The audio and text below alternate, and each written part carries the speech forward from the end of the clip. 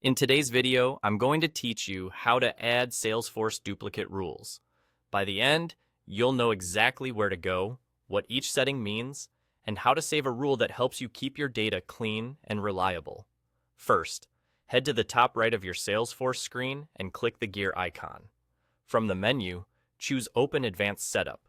This takes you into the admin area where all configuration lives, including data quality controls like duplicate prevention. Once you're in Setup, look for the Quick Find search box, usually on the left. Type Duplicate Rules and select the Duplicate Rules option that appears. This page is your hub for managing duplicate detection.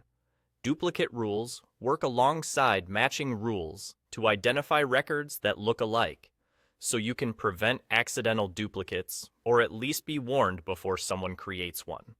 On this page, you'll see a list of any existing duplicate rules. It's a good idea to scan what's already there, so you don't recreate a rule or conflict with an approach that's already working. You can open existing ones to learn how they're structured, but today we're creating a new one.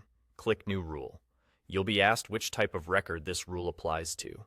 Choose the object that fits your use case, such as accounts, addresses, contacts, individuals, or leads. Picking the right object is important because each area of Salesforce can have its own duplicate logic. For example, you might prevent duplicate accounts differently than duplicate leads. Now enter the details of the rule. Give it a clear name and description so others understand its purpose. Choose the actions you want the system to take when a potential duplicate is found.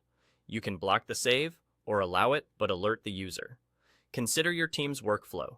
Strict blocking reduces duplicates, but can interrupt data entry, while allowing with alerts gives flexibility and visibility. Next, select the matching rule that defines how Salesforce decides two records are similar. Matching rules can look at fields like name, email, or phone, and can use exact or fuzzy logic.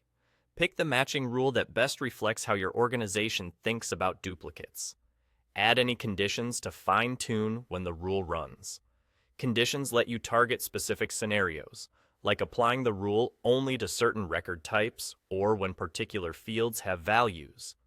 When everything looks right, click Save. And that's it.